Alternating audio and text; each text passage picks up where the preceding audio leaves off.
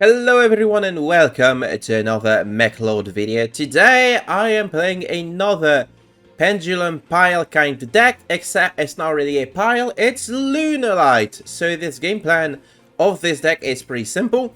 Going first, we are using the Lunalights' innate ability to make a couple of rank 4s to go into classic Exorcister stuff, culminating in the Exorcister's Magnifica. And going second, we're just using the second part of the Lunalight game plan to go into Leo Dancer and kill our opponent dead. This is all made possible thanks to the skill a Pendulum Swing, which allows us to reveal up to 2 pen monsters in our hand and add a pen monster from our deck to our hand. So if we're looking for the Lunalight Tiger, we can use the skill to get it if we've opened one of our Pendulum monsters. And if we're looking for the Lunalight Wolf, well, pretty much the same thing. And the deck is not as good as I thought it would be. I'm kind of disappointed by this deck. I hope that it will show in the replays that I'm going to show you. But there are a couple of key issues with this deck, namely that the Pendulum stuff doesn't necessarily mesh well with the regular Lunalight stuff, and that despite having a consistent scale, this deck is still somewhat prone to bricking, and it's incredibly frustrating not being able to see your fire formation tankies to get the cards that you need unless you've already opened all of the cards that you need. I'm going to talk more about at the end of this video. For now, we are just going to see some Lunalight action, so check out these replays. This first replay will be against Lunalights, a deck that has recently fallen out of favor with the current meta. It's not so good into winter. I don't know if you knew that.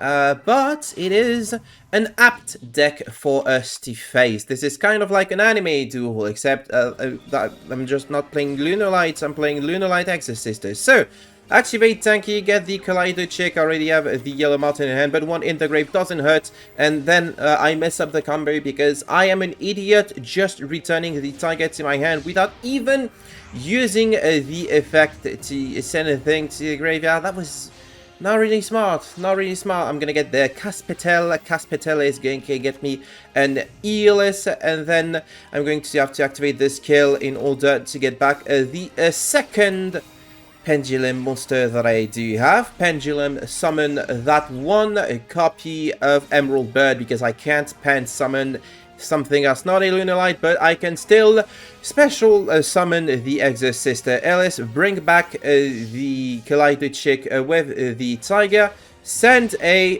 Panther for next turn, and put my 2 Lunalights together into a Michaelis. Michaelis is then going to get me the Exorcister Returnia before turning into Exorcister's Magnifica along with the Caspetel. Set Returnia pass. So this is the average Lunalight turn 1 end board.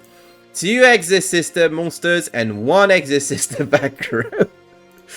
And then again, I messed up the camera. I could have done so much better without having to search for my Lunalight Wolf. But a topic for another time. Anyway, my opponent is going to activate a Lyriluscs Birdaming, revealing that they got the Beryl Canary to send a Cobalt Sparrow, then activating that Beryl Canary to bring back the Cobalt Sparrow, which is a-okay with me, especially considering since they brought back something from the graveyard, I'm going to get my Exorcister Alice to become an Exorcister Asophiel. Not the greatest in that scenario. Maybe the other Exorcister Xyz monster would have been better, the one that prevents monsters from being summoned from the graveyard altogether. They're still going to be able to put these 2 Lyriluscs into a Promenade Thrush, getting the targeting immunity from the Cobalt Sparrow that we all hated all the way back in late 2024. But unfortunately for me, turns out that Magnifica doesn't target, so I just get to banish this.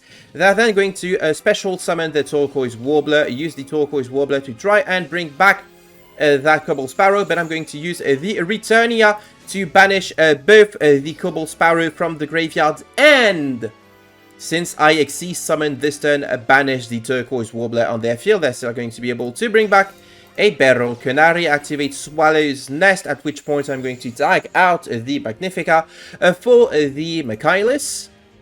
And it's really cool that none of my prior stuff targeted stuff on the field, because I knew this was coming. I was thinking that droplets maybe because of the delay, but they didn't. They only had this.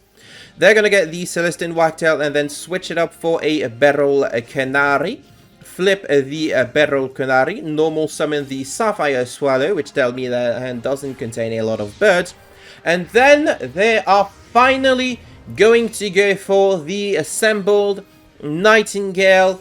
Cannot be destroyed by card effects or by battle. That is huge, but it can be targeted. And my Michaelis will be able to banish it. At which point my opponent is just going to concede. That is right. Lunalights beat... what's the name of the archetype? Lyriluscs! Thanks to Exorcisters, pretty much. This was pretty much an Exorcisters duel, when you think about it. And now for something completely different, Resonators. This time we are going to showcase the offensive prowess of this deck. Going second, which I'm gonna run into a little bit of an issue, but we'll get to it. We'll get to it. So this hand, no pan stuff, right? You think not maybe the greatest hand. Meanwhile, my opponent opened like one of 9 consistency cards in Crimson Gaia, into Soul Resonator, into Vision Resonator. They already have the Bone Archfiend pitching the Vision Resonator in order to special it. You know how Resonators work. I don't even need to say anything at this point. You know, this deck is still, you know, the people that like this deck are still playing it. It auto loses to Shadol, but I'm not playing Shadols, right? I still get to do the stuff that I did before the ban list, which not even before the ban list, before the newest box, which completely power crept Resonator. It's kind of sad. And one of the reasons why I'm not too fond of Shadows is because they have an in-archetype easily accessible floodgate. Decks that can't play through that floodgate are just not viable anymore. And you'd say, oh, but this is an unfair synchropile climb deck that it usually is the type of deck that I don't like, but I still don't think that this deck getting removed from the format so quickly after its initial inception is necessarily a good thing. You know, I can't in good conscience be like, oh, good riddance, right? Like, for how bonkers this deck was, it's not as bad as Winter Pass. It's not Winter Pass, I know. Shadow is so much more than Winter Pass. This is the classic Resonator and board, you know. I did open Wolf, so that's pretty cool. It means I just get to search for the Tiger. Kaleido pitch the Yellow Martin. Tiger, bring back the Yellow Martin. Put 2 and 2 together into a Brotherhood of the Fire Fist Tiger King, which is going to try and search a tanky, but is going to be met with a Fiendish Chain. That is completely fine. Yellow Martin will bring back my Tiger to hand, and then I'm going to put 2 and 2 together into a Nightmare Phoenix in order to force out the last back row, but unfortunately I'm going to be met with the Hot Red Dragon. Archfiend Abyss, activate Fire Formation Tanky, get a Lunalight Black Sheep, activate the Tiger. Tiger is going to bring back this thing, and then Kaleido is going to send the thing, and then the Black Ship is going to get me back the Emerald Bird. Set the Wolf, and now we can Pendulum Summon once again an Emerald Bird onto the field. Put these 2 together into an Exorcister Sophia, threatening to remove stuff from the board, but my opponent does have a Fiendish Golem for it. I still can fuse, thanks to my Lunalight Wolf, into the one, the only Lunalight Leo Dancer, one of the boss monsters of... We're gonna watch the animation. We're gonna watch the Assemble Nightingale animation, or read the RDA or the Red Nova Dragon, because this isn't a video about them. This is a video about Lunalight Leo Dancer. Activating the Kaleido effect so they can activate effect Novella phase. And we run into the issue of Red Nova Dragon can't be destroyed by card effects. So there is no way for me to win. So I will just commit Honorable Seppuku on my opponent's indestructible 6000 attack beta. A shame! Because after playing through so much disruption, I would have hoped that I would be able to knock this one out the park, but Red Nova Dragon cannot be destroyed by card effects. Ergo, you don't have an easy way to be over it. The Asophiel would have done it, maybe. Forbidden Droplet, Book of Eclipse, but I drew none of those, so I lose. And that's the deck! Remember when I said all these years ago that Lunalights would become the best deck in Duel Links once Tiger released? I made a Reddit post. You know what? I'm gonna find the Reddit post right now, so we can all cringe together. Wow, that post was 3 years ago, all the way back in 2022. Oh my god, when did we get the Lunalight Tiger in Duel Links? A year and a half later, November 2023. I mean, back in 2022, maybe there would have been the single greatest deck of all time. You know, a decent rank 4 toolbox kind of deck with also a secret OTK game plan. And when it dropped in 2023, we had bigger Pendulum fish to Pendulum fry. So that never happened then.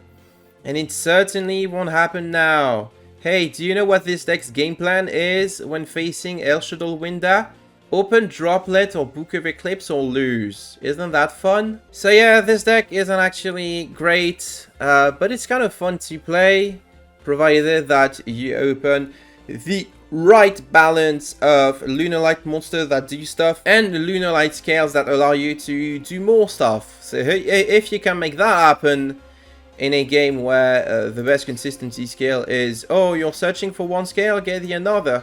Maybe you could be playing another Curtain Razor. Maybe I could be playing the third Lunalight Wolf also in order to increase these odds.